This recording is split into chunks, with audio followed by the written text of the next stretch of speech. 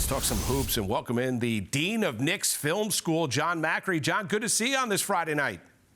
Yeah, good to see you too, even though we're not here to talk about the best game of the season from a Knicks perspective. No, they've been waxed both times in Detroit this season. How much do you think the injuries factored into Friday night's outcome? Well, look, you can't ignore the fact that there was no Karl Anthony Towns, no OG Anunoby, obviously no Deuce McBride. He's going to be out until April. And then their new addition, Jose Alvarado, also not ready to suit up yet. So this was not the sort of team that had won 8 straight games and looked really good while doing it.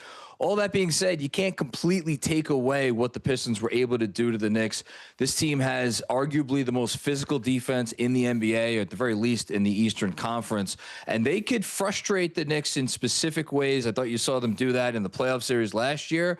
And then tonight, and I know we're going to talk about Jalen Brunson, they have some defenders to throw on him that make him very uncomfortable. They're going to need to figure out a way around that before the playoffs this year. Yeah, no question. Let's get to Jalen Brunson, the captain. He had 12 points, 0 for 8 from 3.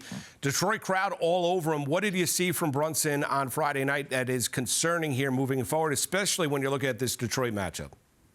Yeah, and to go back to the guys that were out, I think if you saw Brunson in a Knicks offense that had their full complement of players, they would not have been able to key in on him quite as much, which is why I wanted his performance, just like this game, with a grain of salt.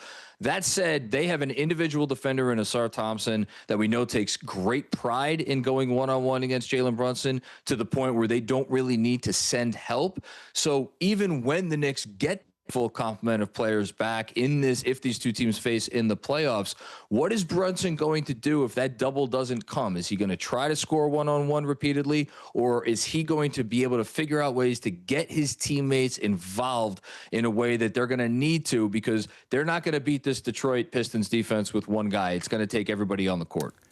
Now that we're post-trade deadline, John, roster obviously essentially set. How do you view this Knicks team and their place in what is a wide-open Eastern Conference? Yeah, essentially set, because they are going to be able to sign a 15th man to their roster, so you figure they're going to get a buyout guy here at some point in the next couple, whether it's days or weeks. But you don't want to be relying on buyout guys if you're a team trying to win a title, and the Knicks certainly are. And I think they should feel good about their pursuit as of right now. Look, the last 8 games don't mean everything, but when you look at a team that had fallen, I think, as far as 19th or 20th in the defensive rating rankings, they are, even with this performance tonight where they gave up 118 points, they're the best defense in the NBA over the last 10 games. I think that was the most important thing for them to fix.